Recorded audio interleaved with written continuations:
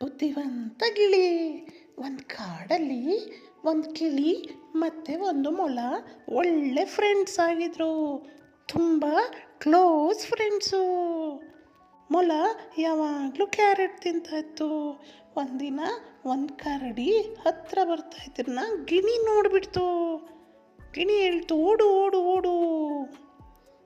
ಅದನ್ನು ಹಿಂಬಾಲಿಸ್ಕೊಂಡು ಒಂದು ನರಿ ಕೂಡ ಬಂದುಬಿಡ್ತು. ನರಿ ಸುಳ್ಳು ಸುಳ್ಳು ಮಾತಾಡ್ತು. ಹೋ ಮೊಲ, ನೀನು ತುಂಬ ಚೆನ್ನಾಗಿದೆಯಾ ಅಂತ ಹೇಳೋಕ್ಕೆ ಶುರು ಮಾಡ್ತು. ಕ್ಯಾರೆಟ್ ತಿಂತಾ ಇರೋ ಮೊಲ ಒಂದೇ ಸರ್ತಿ ನರಿ ಹೇಳೋದನ್ನು ಕೇಳಿಸ್ಕೊಳ್ತಾ ಇತ್ತು. ನರಿ ಹೇಳ್ತು, ನಾವಿಬ್ಬರು ಫ್ರೆಂಡ್ಸ್ ಆಗಿರೋಣ, ತುಂಬ ಚೆನ್ನಾಗಿರುತ್ತೆ, ನಿನ್ನ ಬೇರೆ ಬೇರೆ ಜಾಗಕ್ಕೆಲ್ಲ ಕರ್ಕೊಂಡು ಹೋಗ್ತೀನಿ, ನಿನಗೇನೇನು ಬೇಕೆಲ್ಲ ಕೊಡ್ತೀನಿ. ಮೊಲ ಅದನ್ನು ಹೇಳೋದೇ ಕೇಳ್ತಾ ಇತ್ತು. ಆದರೆ ಏನು ಈ ಥರ ಹೇಳ್ತಿದ್ದಾನಲ್ಲ, ಏನು ಮಾಡೋದು, ಬೇರೆಯವ್ರನ್ನ ನಂಬಾರ್ದಲ್ವಾ ಅಂತ ಯೋಚನೆ ಮಾಡ್ತಿತ್ತು. ಅಯ್ಯೋ, ನೀನೇನು ಯೋಚನೆ ಮಾಡಬೇಡ, ನಾನು ನಿನಗೆ ಒಳ್ಳೆ ಫ್ರೆಂಡ್ ಆಗಿರ್ತೀನಿ, ನಿನ್ನ ಬೇರೆ ಬೇರೆ ಕಡೆ ಕರ್ಕೊಂಡು ಹೋಗ್ತೀನಿ ಅಂತ ಹೇಳ್ತು. ಓಕೆ, ಇವನು ಒಳ್ಳೆಯದೇ ಹೇಳ್ತಿದ್ದಾನೆ, ನಾವಿಬ್ಬರು ಫ್ರೆಂಡ್ಸ್ ಆಗಿರೋಣ ಅಂತ ಮೊಲ ಒಪ್ಕೊಂಡ್ಬಿಡ್ತು. ಇವರಿಬ್ಬರು ದಿನ ಭೇಟಿ ಆಗ್ತಾ ಇದ್ರು. ಕ್ಯಾರೆಟ್ ಬೇಕಾ ಅಂತ ನರಿಗೆ ಕೇಳ್ತಾ ಇತ್ತು. ಗಿಳಿ ಇದನ್ನೆಲ್ಲ ನೋಡ್ತಾ ಇತ್ತು. ಅಯ್ಯೋ, ಏನು ಮಾಡೋದಪ್ಪ, ಈ ನರಿ ಮೋಸ ಮಾಡ್ತಾ ಇದೆ ಅಂತ ಗೊತ್ತಾಯಿತು. ಆದರೆ ಮೊಲ ನಂಬೋದೇ ಇಲ್ಲ. ಏನು ಮಾಡಲಿ, ಹೇಳೋಣ ಅಂತ ಬಂತು. ಅಯ್ಯೋ ಮೊಲ ಕೇಳು, ಅವನು ಒಳ್ಳೆಯವನಲ್ಲ, ನಿನಗೆ ಮೋಸ ಮಾಡ್ತಾನೆ, ನಂಬೇಡ. ಏಯ್, ನೀನೇನು ಹೇಳಕ್ಕೆ ಬರಬೇಡ, ಅವನೆಷ್ಟು ಒಳ್ಳೆ ಫ್ರೆಂಡು ಗೊತ್ತಾ, ಅವನು ತುಂಬ ಒಳ್ಳೆಯವನು. ಅಯ್ಯೋ, ಈ ಮೊಲಕ್ಕೆ ನಾನು ಹೇಳ್ತಾ ಇರೋದೇ ಅರ್ಥ ಆಗ್ತಾ ಇಲ್ವಲ್ಲ. ಹೋಗಲಿ, ಏನು ಮಾಡೋಕ್ಕಾಗುತ್ತೆ, ಅನ್ಭವಿಸುತ್ತೆ ಬಿಡು.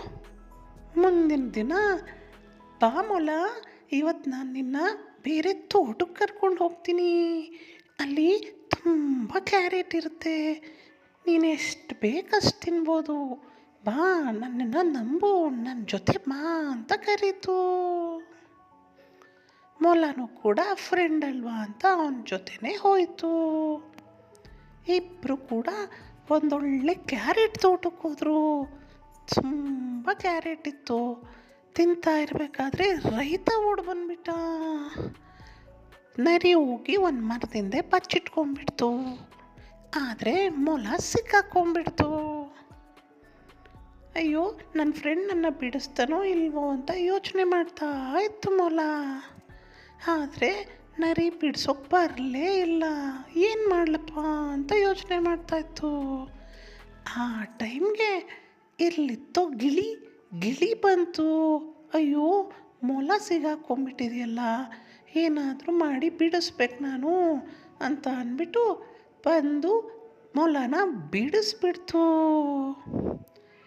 ಅದೇ ಟೈಮಲ್ಲಿ ರೈತ ನೋಡ್ದ, ಮೊಲ ಎಸ್ಕೇಪ್ ಆಗ್ತಾ ಇದೆ ಅಂತ ಅಂದ್ಬಿಟ್ಟು ಒಂದು ದೊಡ್ಡ ಕೊಡ್ಲಿ ತಗೊಂಡು ಎಸ್ದ್ಬಿಟ್ಟ. ಅಷ್ಟರಲ್ಲಿ ಗಿಳಿ ಮತ್ತು ಮೊಲ ಎಸ್ಕೇಪ್ ಆಗಿಬಿಟ್ರು. ಆ ಕೊಡ್ಲಿ ಡೈರೆಕ್ಟಾಗಿ ಬಂದು ನರಿಗೆ ಬಿತ್ತು. ನರಿ ಸತ್ತು ಹೋಯ್ತು. ಆಗ ಗಿಳಿ ಹೇಳ್ತು, ನೀವು ಕೂಡ ಫ್ರೆಂಡ್ಶಿಪ್ ಮಾಡಬೇಕಾದ್ರೆ ಒಳ್ಳೆಯವ್ರ ಜೊತೆ ಫ್ರೆಂಡ್ಶಿಪ್ ಮಾಡಿ, ಕೆಟ್ಟವ್ರನ್ನ ಫ್ರೆಂಡ್ಸ್ ಮಾಡ್ಕೋಬೇಡಿ.